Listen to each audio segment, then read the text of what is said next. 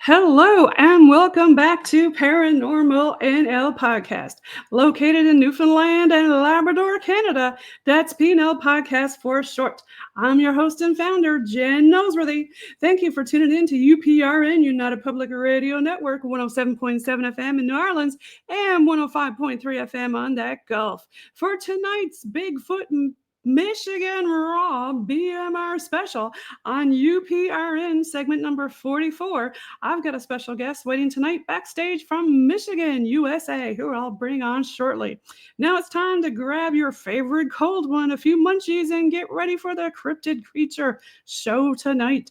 Paranormal NL Podcast is sponsored by the Bog Team. It's a boots on the ground Bog Team doing historical paranormal investigations in Newfoundland, Canada. P&L Podcast believes in supporting international paranormal networking and highlighting global paranormal people, places, and things. You can follow the P&L Podcast and the Bog Team on their Linktree Paranormal NL Podcast. Now let's get on with the show tonight. I've got all the way from Michigan, Mr.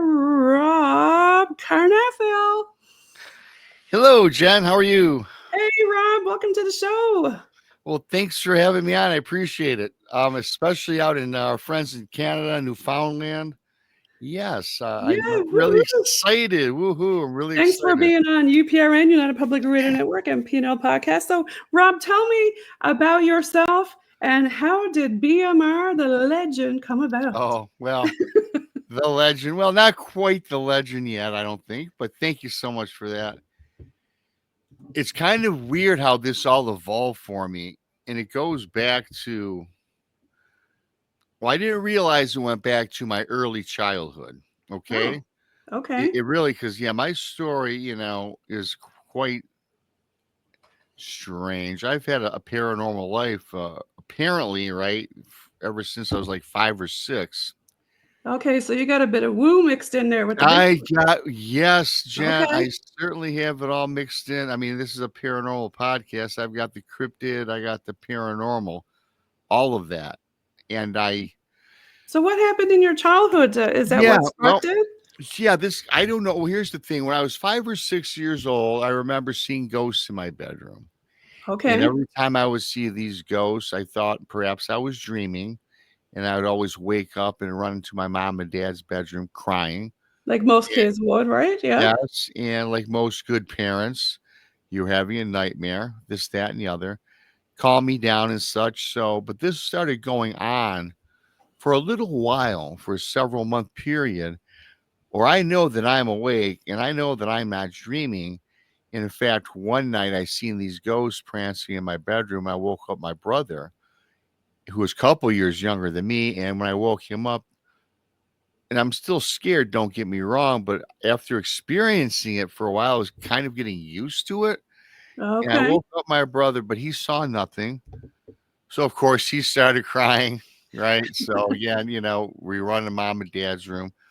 So, and again, my parents appeased me. Look, you're just having these nightmares. You're going to grow out of it, or whatever they told me back as a little kid. And then maybe around 7, my mom and dad woke up me and my brother and took us. It was a little too early for grade school, and got us up early because to show us that there was a UFO hovering above our house in the backyard. Oh. It was up in the air. I mean, it was up there quite noticeably, maybe 200-300 yards up, or maybe 5,000 feet, 500 feet.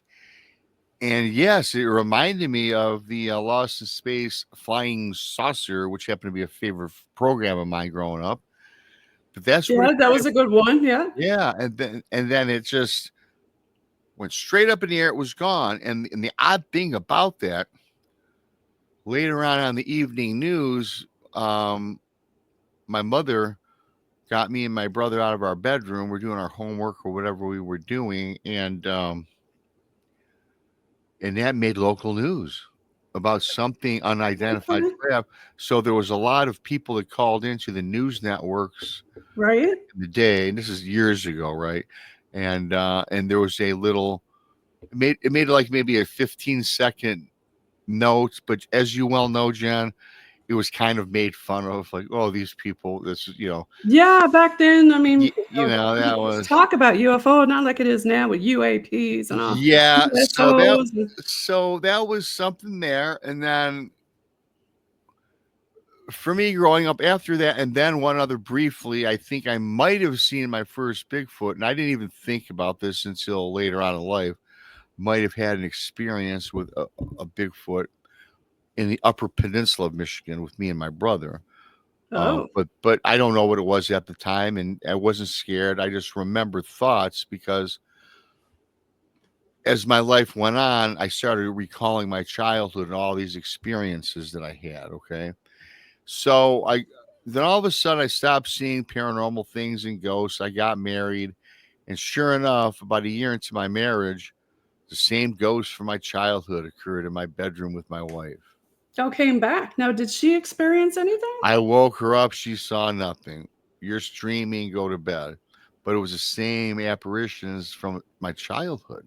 Okay. A year later, she and I both experienced shadow people in our house. Did she?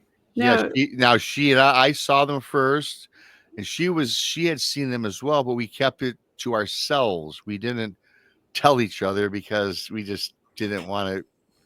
We just kept it in for a while. Then right. one day we both had a talk, and I said, "Hey, I've been seeing these shadow people. You probably think I'm nuts." And she says, "Oh my God, Rob, I've been seeing shadow type images in the house as well." Did you both have somebody close to you pass, like around a time when you seen them? Nope, but Because they're not always scary. They can be benevolent too, right? well, here's the thing about the entire situation. During this time period, there was a lot of negative energy that we were Oh, cast on us. She and I okay. like quit talking. We weren't as loving. I mean, we just kind of did. We just didn't talk much. She was having a bad time at work. I was having a bad time at work. It was just negative. So again, one day Yeah. we had an investigator come to our house back in the day, and they found the source. We were collecting all of these artifacts because we would used to go to thrift shops, mom and Oh, pop shops, okay. Yeah, and yeah. we collected a bunch of these collectibles, You odd, brought something strange. home. Okay. Yeah, and so, but we never put them out because we were working on a room to put by Mm. curio cabinets. And then one day we put them up one day in this room. And then after a few days after we put this up is when the problem started having. And then when we had this investigative lady come on in, she walked through the whole house until she got to that room. And when she got to that room, she was, She knew. this is the source. Long Okay. story short, got rid of the objects. I put them in my garage because I didn't really want to throw them out. Then the next spring, during spring cleaning, I was in the back and I had all the objects in the back right corner of the garage. And guess what I saw on the back far wall of the garage? A shadow person. Call, Oh, called out hanging my out with the stuff. Yeah. hanging out with the stuff. Excuse me. And so call out the wife. She doesn't see it for a minute. Then it reappears itself. And then I got rid of this stuff.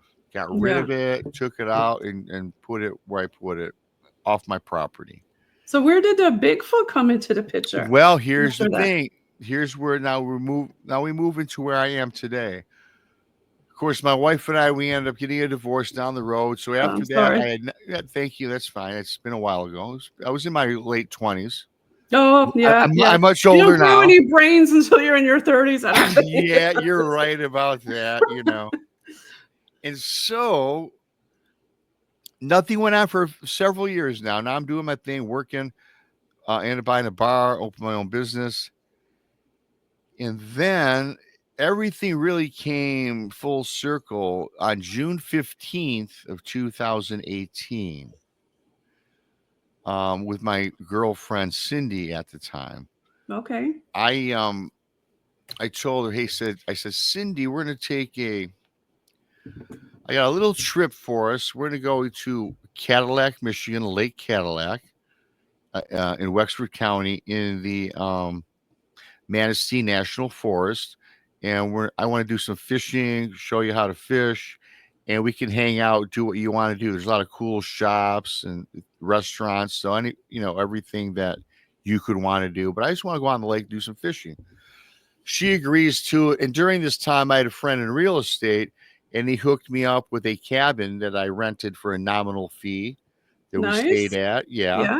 And Yeah. also provided me with a very small, almost like a skiff, little fishing boat, really like a two-man fishing boat that he let us use as well to Sounds like a propel. nice setup. Yeah. Nice So it's a deal. great Mhm. setup. The boat was a little small, but hey, you know what? For free, I took it.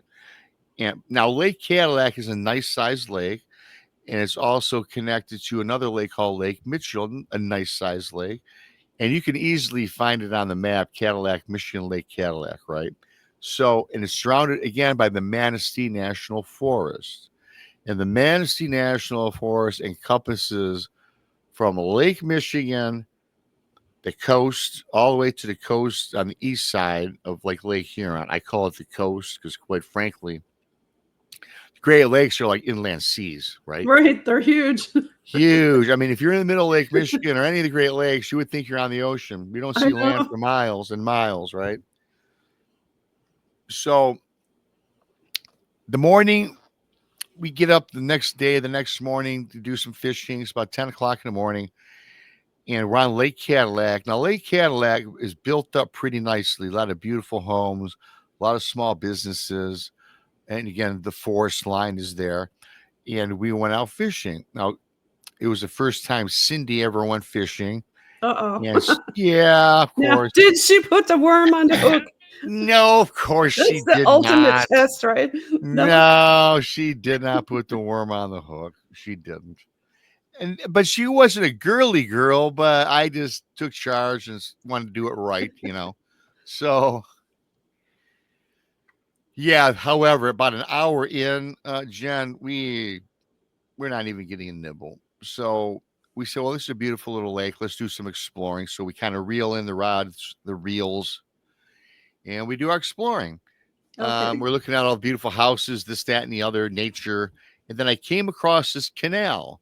Now, this canal connected to Lake Mitchell. So I took this canal down through I took the canal down from Lake Cadillac to Lake Mitchell and get on Lake Mitchell. Did you Again, have the portage across, or you just go straight through the you water? just go straight through. It's kind of, and on both sides, it was kind of a built up cement wall. And Okay. Yeah. alongside the wall, there was actually some other shops. So it was kind of touristy. But Okay. the canal's maybe 50 yards. It's nice, it's sizable, maybe not quite that long. And you're not feeling spooky or scared yet while you're No, out? we're just No? having a great day. It's a beautiful day. It's sun aside, and I got to paint the picture of this too, because you got to picture this because this comes into play a little later.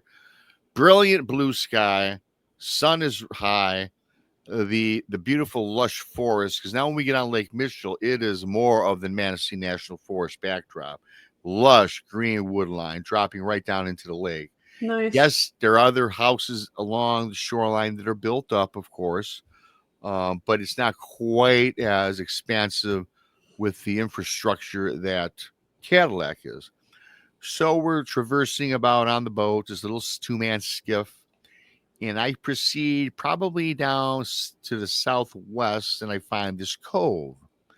I said, honey, this is the perfect spot. I feel we're gonna get lucky here. So I I had a little Get troll. lucky.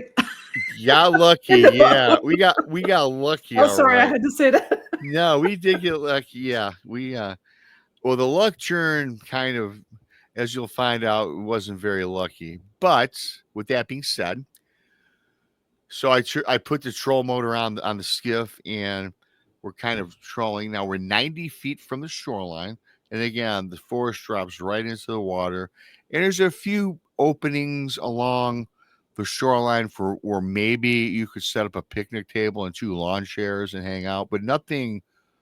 It's not like a beachfront or anything. So Right. Yeah. So I'm looking down into I'm getting the gear together, getting the tackle together.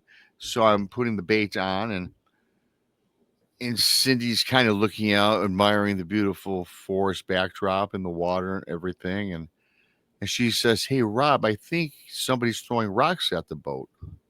Uh-oh. And I says, "Really?" And I look up to the shoreline. Well, there's nobody there. I see nothing. I said, "Hey, it's probably some fish jumping around. Our luck is going to change." She goes, "Yeah, okay, well, maybe." So about 30 seconds later, she more emphatically says, "Hey, Rob, someone's throwing rocks at the boat." I look up, there's no one there. I said, "Honey, do you see anybody on the shoreline?" She goes, "No, but I swear I just seen some rocks hurled toward us from the tree line." I said, "Let me tell you, why don't we do this? Let me get our gear together, and then we'll start fishing, and then you and I can look together." So again, I'm looking down into the boat again, reconfiguring the line, and for whatever the reason, Jen, I look up, bright blue sky. This object is falling from the sky, and I'm looking. I said, "I'll be damned! It's a rock about the size of a baseball. It What? lands no more than 3.5 to 4 foot, kerplunk, right in front of the boat. And there's no campers around screwing around or Nothing. This kids or is anything? secure. This is on like a Wednesday, June 15th, 2018. No holiday. People are mostly at work. We really had this section of the lake to ourselves. It was beautiful, nice and secluded. I looked to Cindy, and she is staring, deadpanning right into the tree line. Uh-oh. I've got to say something to you. At this time of the summer already, Cindy was a sun worshiper. She already had a blazing tan going at this point of the summer. And when I looked at her from head to toe, Jen, her body was like drained, almost white. That tan was not Oh, there. no. She's She saw pale. something. She's looking at something scary. Yes. And I looked, what the hell is she looking at? Right. I looked at the tree line, and there it is standing there. It has to be about 8.5 to 9 feet tall. It's a humanoid looking creature. It's covered from head to toe in reddish brown hair. And Reddish it's brown. Okay. reddish brown, and his arms are on its side. It's very robust, like a barrel. It had been 4 foot wide. This thing was humongous.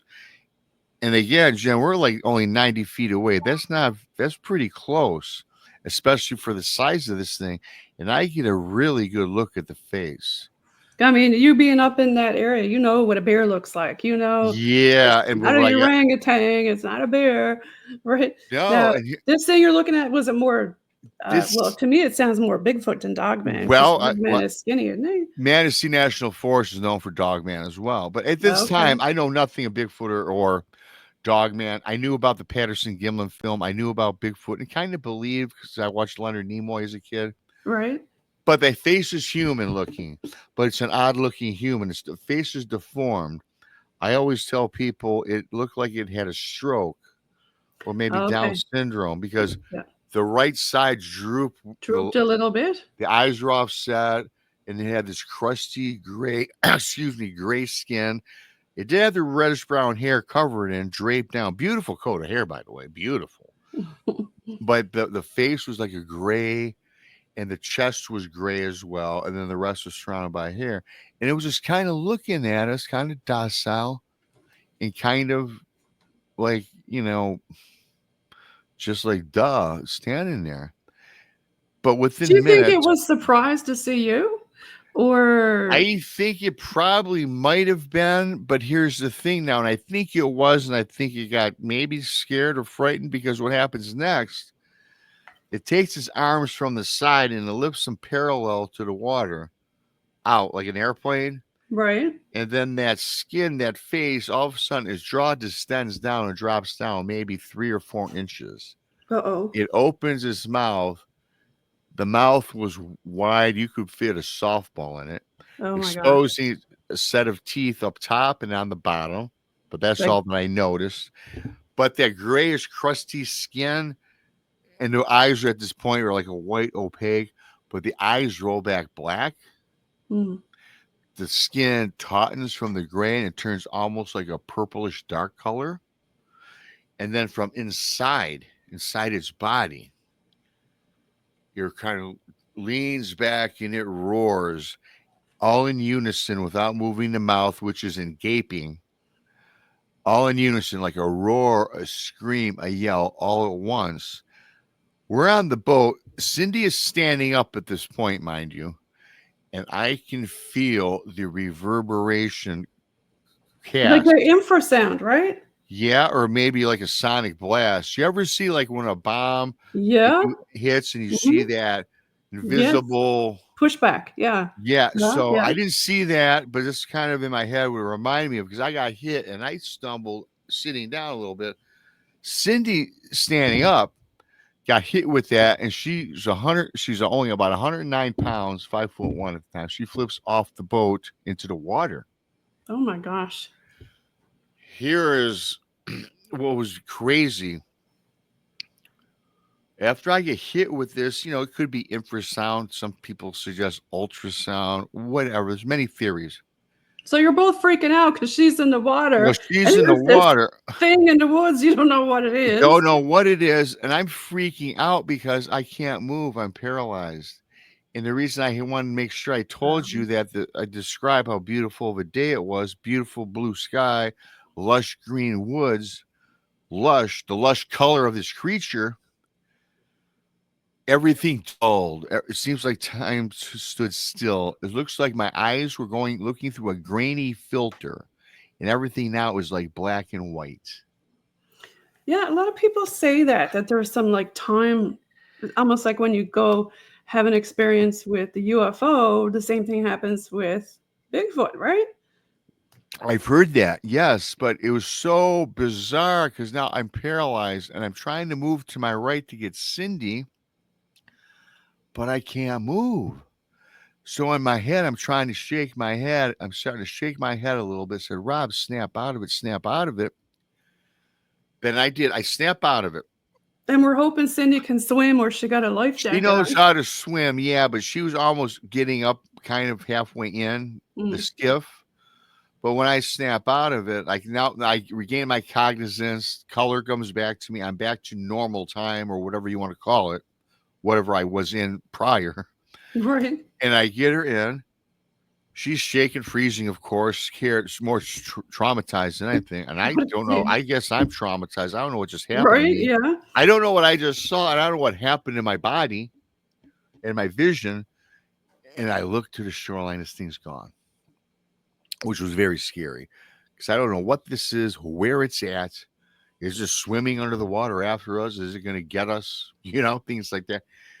So we whipped that little boat around and I just opened it up and I jettisoned across Lake Mitchell. I got through, I'm not even cognizant of what's around me. I'm just blasting on the lake and I get through the canal. I get to Lake Cadillac and I'm just looking for shore close to where we launched the boat at. I get somewhere close by there, pull the boat up, dock it, get Cindy out, put a towel on her. She's freezing. She's cold. It's like 85, 83, 82 degrees, whatever. Very warm, She but probably she's doesn't want to go fishing again anymore. No. probably not. And then, no, not at all. And hell, I'm like, geez, oh, Pete's.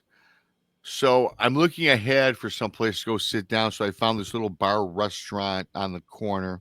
Like when you were going down the lake, were you looking on the side to see if this thing was paralleling you or Well, when I seen it, you mean? well when you tried to escape? No, when I escaped, no. First of all, when I look back to the shore, it's gone. Yeah. And when I turned it around, I didn't look to the left where it was. I just You just opened it up. booked it. I Yeah. booked it the hell out of there. I wasn't even thinking about. I didn't want to see it again. So Right. hopefully I can outrun this thing. Okay. So it probably wasn't chasing me. But anyway, I don't know. Who Because they knows? say they follow you, right? They follow you. Yeah, they know where you live. But Mhm. anyway, in some instances. But anyways, get into this bar restaurant, and again, like I say, everyone's probably working. There's hardly nobody in there. I look to the right, and there's nobody there. I look to the left, and there's a bunch of booths on the side, and I went back to the far corner. The waitress comes, and we both sit down. Cindy across from me, so on and so forth. And At that point, you're ready for a cold one. yeah, well, in fact, this is so funny about Cindy because when the waitress came up, Cindy wasn't a drinker. Now, despite the fact that I owned a bar, she never drank a day since I knew her. I knew her maybe going on 2 years at this time, right?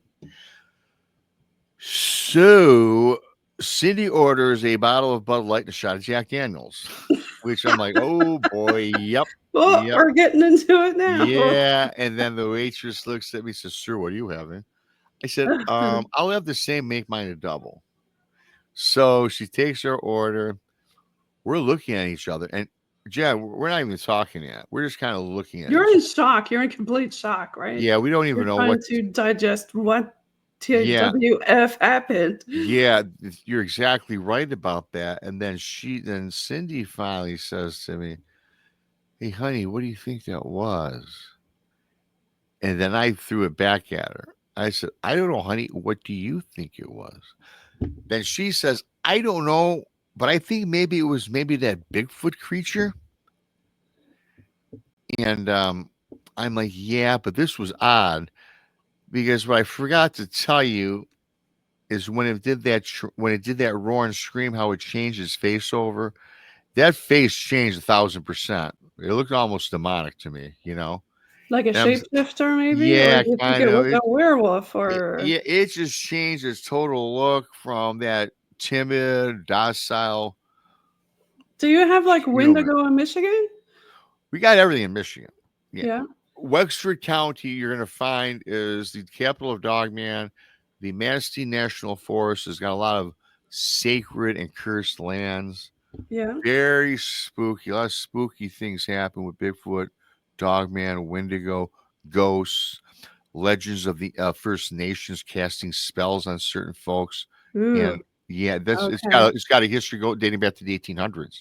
We got to give a shout out also to our friend Al Santariga, the Bronxville Paranormal Society, and he's with a lot of the Dogman, Yeah. and he's with also with the Bigfoot, all the Yeah. different Oh, yeah.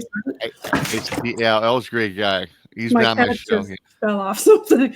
Yeah, yeah. Al's cool. Yeah, I met Al a few years ago. Great guy.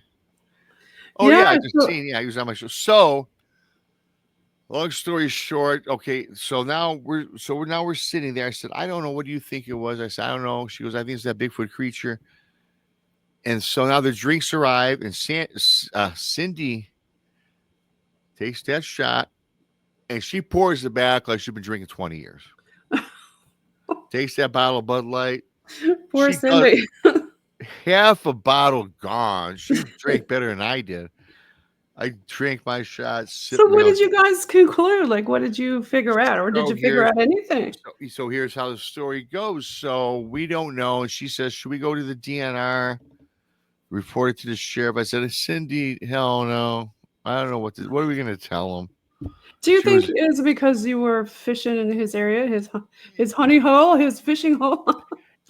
you know what? There's many theories, many theories. Oh, again, this happened in 2018, and I started my podcast and started getting friends in this field right around 2019. Right? All so many theories. So we said no. And so it kind of wrecked the weekend. So we came home. And what we did now is we immersed ourselves into Bigfoot, demons, the national park, Cadillac, finding images that didn't really resemble anything we saw, Different theories and stuff. different theories. So yeah, we just opened our hearts out to this, right? And we were totally trying to figure out what this was. Another shout out here to you and Brian Bowden, Oh yeah, Brian, great guy as well. I Third Eye like Live. He Yeah, he's talks a a lot great about guy. different Bigfoot things and Oh yeah. different theories. And He's an awesome guy. I love Brian. And so here's the thing. This is what put me on the path I'm on today. Not so much this experience, but I got to tell you something. This experience was June 15th of 2018. And I get a call. Cindy and I did not live together at the time because she lived with her mom, very religious. And her mom did not like me at all, Jen, because I owned a bar. We never spoke. okay. But I thought it was odd that she called me the morning of August 15th, 2018, exactly 2 months after our encounter. Hmm. She calls me to tell me that Cindy passed away. What? Yeah. Oh my gosh. I'm She so died. sorry. She died. And I'm like, what in the hell are you talking about? I guess preliminary indication of heart attack. I said, "Bull BS, a heart attack. She's healthy. She don't do nothing. You know, how can this be?" Well, Rob, I'm just telling you, and I blame this all on you. She's not been the same ever you got back from that little vacation. How Uh, many days was it again? I know you told me the two dates, but months exactly to the 2 date. months. 8 weeks. Okay. 8 Yeah, weeks. yeah. So I Did blame this you, like, on you. talk with her after about it? Like, was No, she but totally shook oh, up or me and my girlfriend talked about daily, every day. Like I said, for 8 weeks, we were immersed ourselves in the subject, trying to right? make contacts, talk to people, Mhm. to no avail, to no avail at this particular time. I'm not allowed to the funeral. I don't know how she died to this day. That's a mystery. I can't get autopsy reports. No one tells me nothing. I can't. Her mom has since passed away as well. She has Oh no gosh, brothers and sisters, so I don't even know how my girlfriend died. that's So so sad. when that happened to me, I went in a deep dark place. I owned my bar. I went in and talked to my manager. I said, "Look, Yeah, I'm taking a leave of absence. You're in charge. Just put the money in the bank. Don't rip me off. I trust you. I've known you for like 7 years." "Rob, what's up?" I said, "I just can't tell you. I don't even start this with you." So I kind of was gone. I was gone. I was really no. I tell you what, I was emotionally. I mean, that was a big event in your life for sure, 100%. I was emotionally out of it. I thought, Is not that too. what sparked you to write these books? It did. So I finally Okay, snapped out of it. I was in a dark spot, and one day I just found the right people, and they said, "Rob, you should tell everyone about your encounter. That's right. the best therapy." That's right, find your people, find your tribe, So I and that's the found my great thing tribe. about us paranormal folks, because we tend to stick together, you know? Yep, I finally found my tribe. Now it took me a while because many people, first of all, the judgment, the ridicule that I first went through in the beginning was just boring. It was just, oh, it Well, was they can go terrible. suck it, right? They So, were, yes, no, they were mean. They were mean. it's unfortunate that still sometimes exists in some communities, but It's I it, mean it still exists today. I mean, let's mhm. face facts. People in cryptid and paranormal are assholes. Some of them, not all, but there's a group. Hey, they just want to troll you, make fun of you, and Yeah, but call the you true experiencers, they the get it, true right? They experience get kit. Well, I it. get it. So today I don't call myself a believer. I'm a knower. Mhm. So finally found my posse, my tribe, my spiritual connection, and then yes, little foreshadowing. You called it correctly. I wrote 2 books because these books are all with people in anonymity. They don't want to come on my show because of fear of being judged. So Right. they asked me to either A, do them on my shows. I got the green light on that. And I got the green light to put their stories in the books. Much like I do then I started the YouTube channel, which was basically it's as you might have seen it, it's an interview show with experiencers and researchers, and I have all sorts of guests, and we also do storytelling shows. So what it is it's an And avenue. for the folks on UPRN, you wanna tell them which, 3 things you're talking about Oh here? yeah, I have a YouTube channel called simply my YouTube channel is simply called Bigfoot Michigan Rob, and then I do shows Tuesday night at 9 in the East, Thursday afternoon at 1 in the East, and Saturday night at 11 in the East. And those are all talk shows. The Tuesday night show is the big interview show where I bring on guests from the paranormal and cryptid world that are either researchers or experiencers, and the other shows are panel shows with a variety of guests throughout the week. So I'm on 3 days a week. So that's what I've been doing since like 2020. Well, I officially started the channel maybe in 2020. Then you got Beyond BMR, right? Beyond BMR, yeah. Yep, Yeah. The name of the show is okay. Tuesday is called Brunch with Bigfoot. Tuesday is called Beyond BMR with Krista. yep. Thursday is Brunch with Bigfoot, Mr. Rob, and Monica. And then Saturday night is called It's called Late Night into the Bizarre. That's with Krista, Brandy, and Monica. So I have all women co-hosts. My buddy Tex used to be, but he got his hours changed. But he's with Texas Front Porch. So yeah. So I started doing this, and I must tell you, it's been the best therapy I can do. I've had so many people, and I'm not bragging when they tell me this. Thank you for hearing my story. thank you for putting it in the book. Thank you for having me on your show because, and it makes me feel great because I was lost and alone. I walked in darkness and lost and alone for a long time, not knowing what end was up until I was lucky enough to find my group and put together what we built together. Because we're kind of a nice little enterprise of us all together we have a bunch of different networks, I guess you call it. I don't know. Yeah, you get a big crowd. Yeah, and so that's really how I got involved with all this. You mean the Bigfoot Michigan Rob name was simply because about in 2019, someone suggested just do a quick video, and I didn't even have a handle, so I said, well, how do I do it? Well, you got to get a handle, this, that, and the other. So I said, well, my name's Rob. I live in Michigan. I saw Bigfoot. Hence, that's how Bigfoot Michigan Rob even got formed, the name. And it stuck with me as my handle when I would go in chat groups. So yeah, so that's how I am where I am today.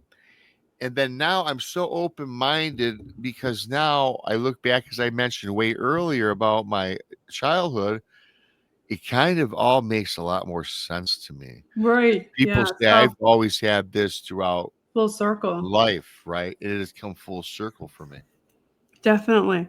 And, when you're talking about, Bigfoot and stuff like that, do you ever have like certain questions like how climate change, for example, is affecting the Bigfoot?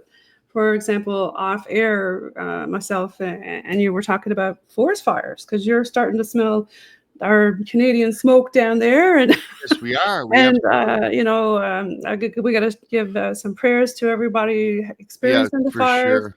A Yeah. lot of fires here in Newfoundland, all over Canada, all over the place, and the weather is just like to the max between floods and fires. How do you think that Bigfoot is handling that? Is it pushing them to different areas, or how do you think that they're handling all the Like, climate change? I certainly would think that even with these forest fires, yeah, they definitely have to evacuate. Um, Now some people suggest they live underground. Oh, I okay, don't know that I. Hey, listen, I'm not going to say I don't believe or trust theories. I'm open to all theories. To me, I think they live above ground, and I think they probably migrate and get the heck out of there. yeah, Do you remember way back? Was it St. Mount Helens that erupted, I think. and then all the dead Bigfoot were allegedly found along Oh, washed really? along the shoreline? Yeah, Okay. I think it's one of the big mountains that Yeah, exploded because back they're in trying '87. to say that we're going to have another earthquake coming up because the Ring of Fire is going nuts with all the That's what earthquakes. you mentioned, Sir Brian Bowden, and he believes that's something Yes. weird's going to happen. And there was already an earthquake just today in Hawaii. Did you see that? A volcano exploded. Yeah, it makes you wonder, like, what's going on out there, and how is this affecting the wildlife, like you just mentioned, right? Yeah, and not just It, the Bigfoot and the cryptids. Yeah, I think that, to answer your question, they're migrating out of Dodge. I think so. oh, And if they go 100%. and now if they go underground, fine. I often find that this is a great point, kind of to what you mentioned. I find too, like in these surrounding areas, the rural areas that are encompassed in the woods, and the timber industry is in there building new homes. A lot of people are just having Bigfoot in their backyards because they're being forced out because of all the construction going on. So you have a lot more Okay, people having sightings of Bigfoot just due to pure construction. true. Yeah, Yeah, that you would know, be one. that's one thing. Yeah, and Certainly, we got to give another shout out to Jessica Jones, Jessica Jones, yes, she's awesome. cryptid huntress. Yay, Jessica. Yeah, so I know I've grown a lot. I've gotten so I tell you what, all the images you've shown of all the people who've been on my shows and stuff, great people. That's why I Everybody. love. I haven't give half the shout outs. Like, I mean, Oh, I know. I tell you what. there's so many people. Like, we got to give a shout out to Chucky Danger, Charles Stevens, right? Yeah, everybody. I must have a I've done like What? 400 Jay interviews. Pachochin? Who else? Shape. I mean, there's so many. There's so many I Drewski, can't Cryptic even name. Creatures, Stevie There's so many Strange. I can't Oh, even name. Yowie Central over in, we were, Sarah Bignell. I remember when I was talking to Sarah Yeah, so Bignell my in sister. Yowie Central in Australia. She mentioned the bushfires, and Yeah, that people who were putting out the fires had, I think she had said that they seen them running. yeah. Sarah's awesome. She referred Yeah, to each other as she's my sister from another mother, and I'm her brother from another mother. love it. She's been on my show. I've been on her show. In fact, I just talked to her 2 days ago. Oh, and I forgot to mention Will Devening because with the JRG research and with Joe De Hoyos. I mean, there's so many different people. I find I that shout out to everybody, but we can't even I mention them all, right? I find that I don't even try that anymore because I'm the type of guy that feels bad when I don't mention somebody Right. Yeah. because literally There's there's hundreds. literally. I Yeah. personally have probably done over 200 interviews, 250. Oh, I believe it. I mean, you've got so many different shows and stuff on to go. Yeah. And how you said you've been doing this now for a long time with your podcasting. Yeah, the podcast scene for about this is my 4th year. I started the 4th season. Yeah, So yeah. that's a lot of different stuff. Do you ever get any other like questions about like gifting and things like that? Like, what do you think about that? I will tell you this. I don't think that it's wise to give food.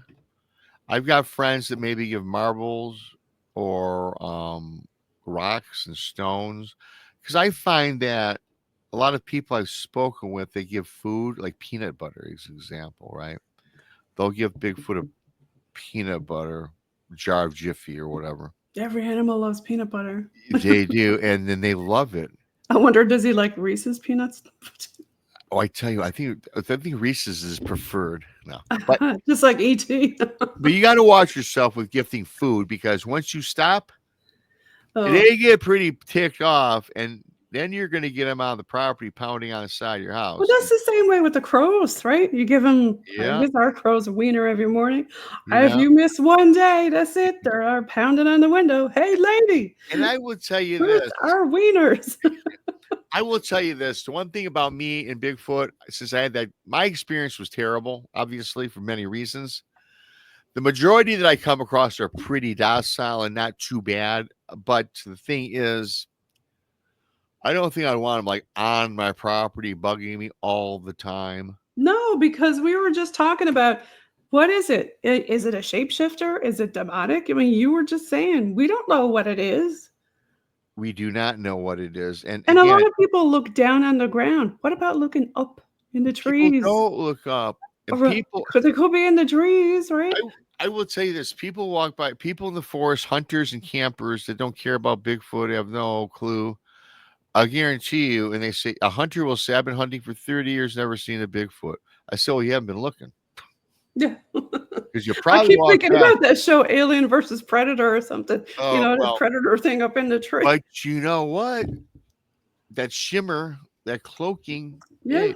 you know, So you believe in some woo too, not just biological? oh, I believe in the woo. When Yeah. it comes to Bigfoot, I think it's a combination of paranormal and flesh and blood. I think it's both. I don't think it's one or the other.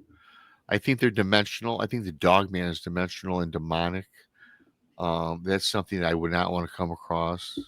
No. In fact, I don't even know if we have time, guys. I do have a story if you want me to share Yeah, it. yeah, throw it out. What do you got? Dogman story? This should be a dogman one, but it can go either as a entity of the demonic or the dark side, or it could be dimensional. And there's so many stories I've done. I've done over 100 stories in 2 books. So I had my problem was, do I make 2 books or one big book? I said, you know what, break it up into 2. Make it digestible, right? Yeah, exactly. Make it Yeah. an easy read. People get scared when the book is too big, don't they? You know, I tried to write. I've tried to read the book a million times, but at 1,500 words, and I never get past 500 pages. You know? And it's too heavy; it drops out of your hand when you're lying in bed. And it's small words. I'm getting older. I can't see at night. You know, so I'm gonna have to maybe try the Audible book. I don't know. All right, so we got a Dogman story. What do we got? Okay, so this is in the book, and it's one of my people. Book 1 or 2? This is in book 1. Book 1. Okay, I'll throw that up. Or maybe book 2. I forget. Okay, I'll put book 2 back. They all write together for me. I've told 1,000 stories in my life. But I'm going to get on with this because this guy sent me this email. And this guy, he is really a disturbing man. And he got mad at me. Did he? Because I told him he was a very odd, disturbing man. And then I haven't heard from him since. but you'll get to understand this in a few minutes. Okay. All right. I just don't, say that to people. I'm really pretty nice guy. I really am. So I get this. I'm reading through this email, several emails that I got, and this is from a preacher man. I think he called himself Preacher Ray. That's what he told me. Right. He was more of one of these transient preachers. He says, Rob, he is a preacher. He's been through all the deep, poor, poverty stricken parts of the South. And he happened to come across this town in Mississippi.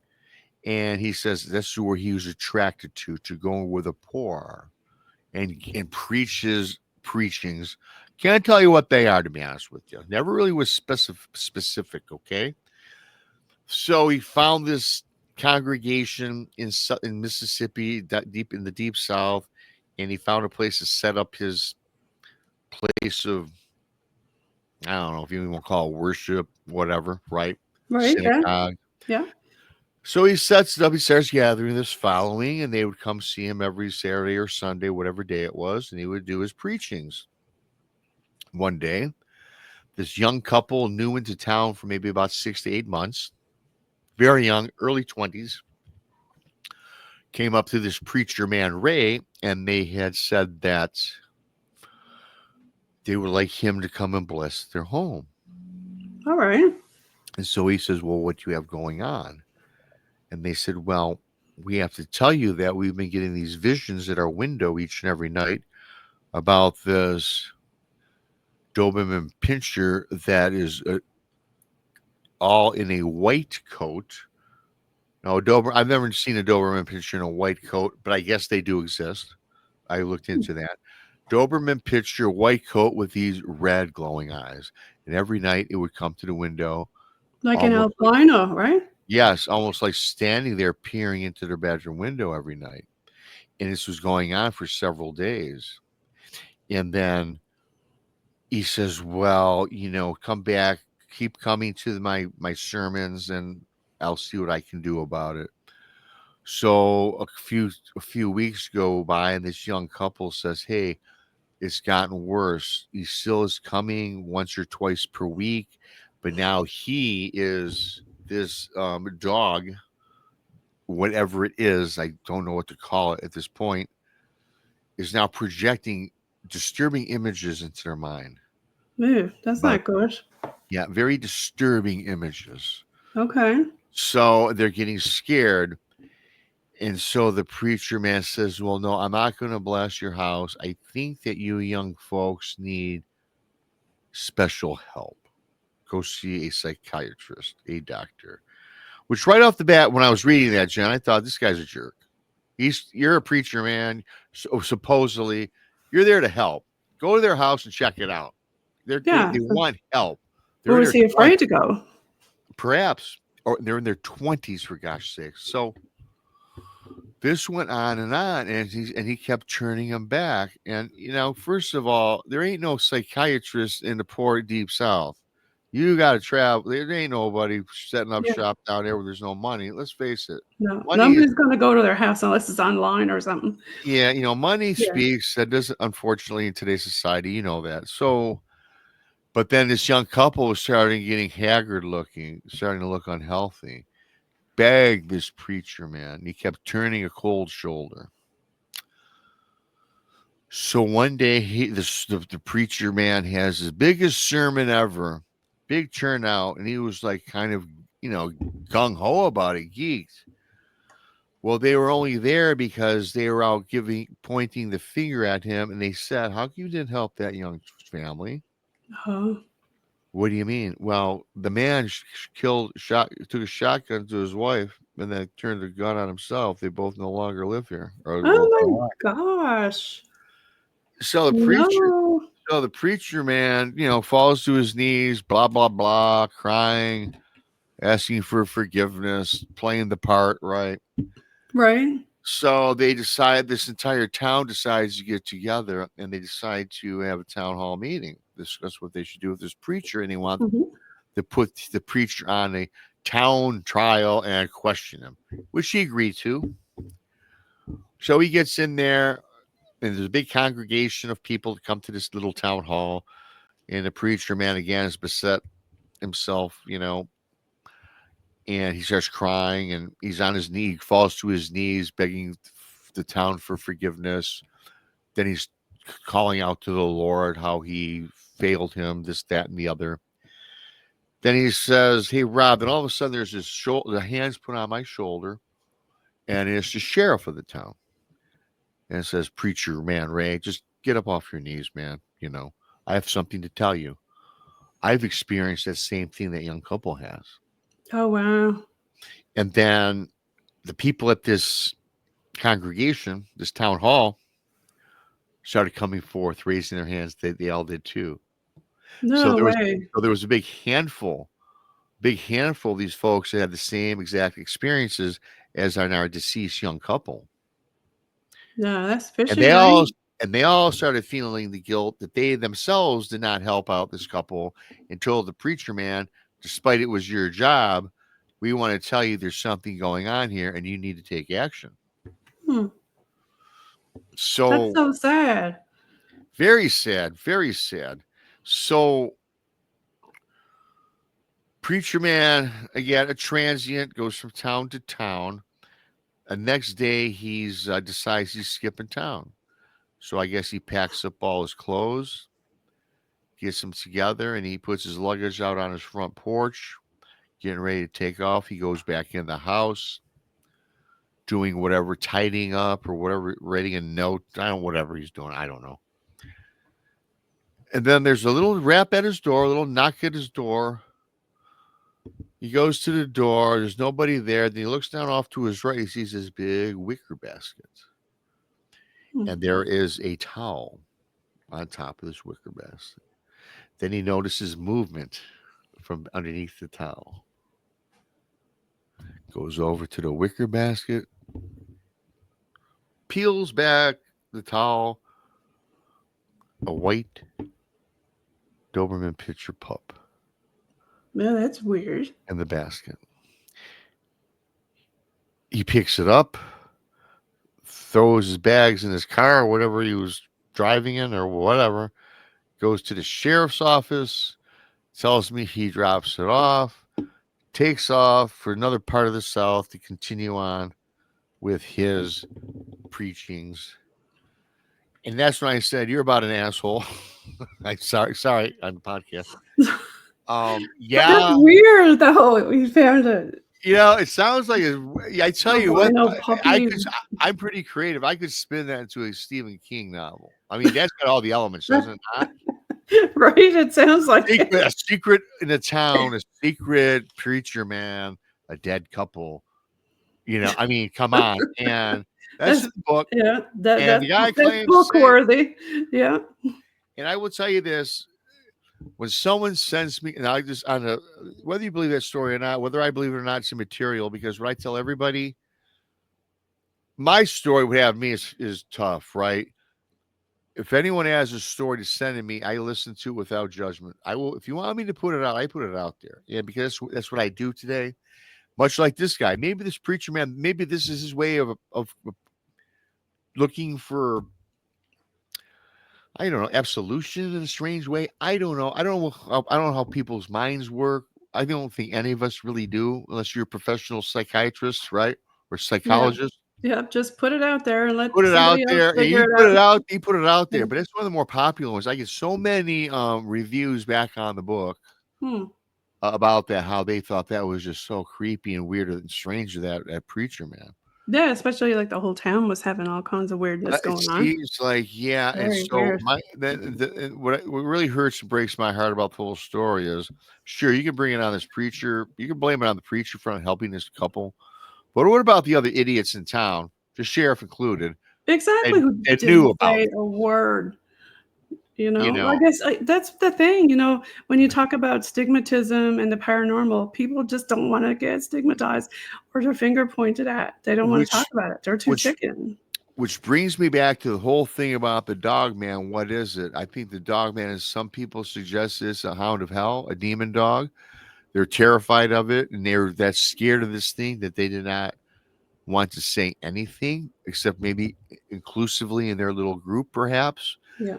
But that's the thing about some paranormal elements, whether the Dogman is, I think Dogman is interdimensional myself, and I think it is a paranormal element.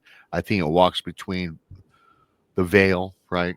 Yeah. That's why what we talked about earlier. Find your people because it's important.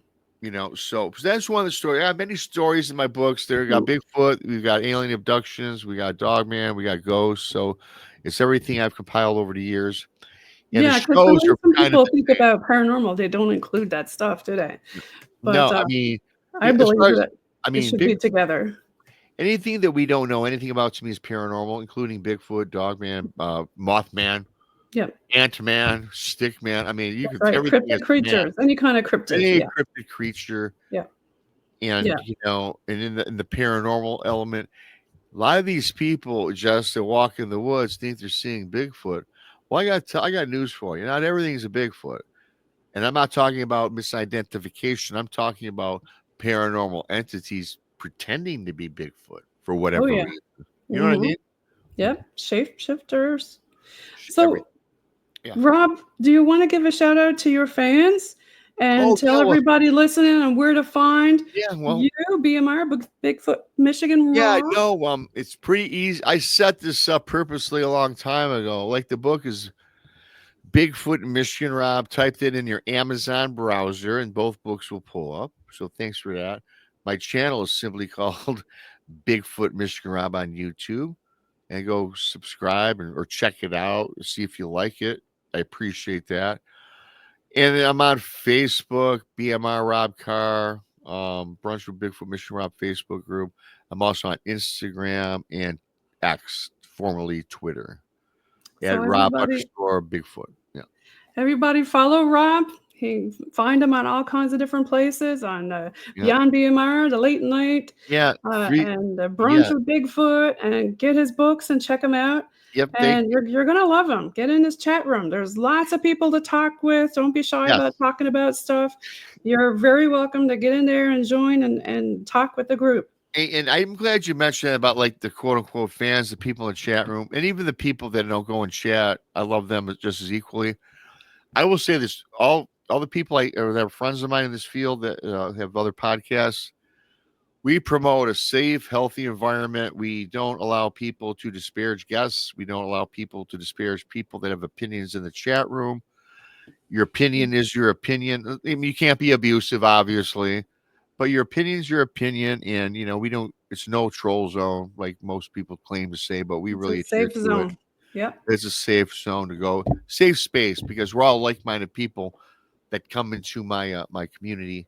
And Paranormal NL Podcast is a certified Safe Space Alliance too, and you can also check that out, Rob, if you're interested. The certified Safe Space. I can Yeah. send you information about that. So everybody, thank you for tuning in to Thank you. UPRN, United Public Radio Network. I'm 107.7 FM in New Orleans and 105.3 FM on that Gulf Coast. Now we're going to leave you with a little bit of Bob Team music, boots on the ground music. You want some metal, rock, rap? What are you into? Oh, I'm in everything. I like metal, rock, rap. Okay, I like it all. we'll leave it with some Bog Team. I call it the 80s metal. And you can download this on all streaming platforms. Music by the Bog Team member, Robert Dumont. And thanks again, Rob, for being on the show. Everybody follow Bigfoot Michigan Rob. Thank you.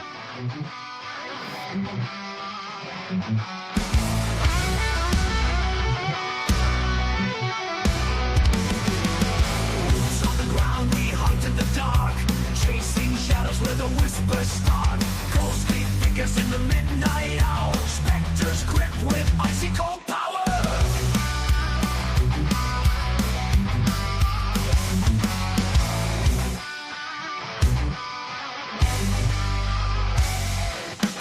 Bigfoot's roar echoes through the trees. I like the Bigfoot part. Yeah, I know.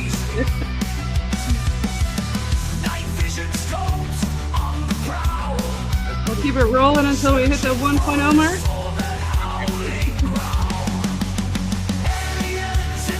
Thanks again, Rob.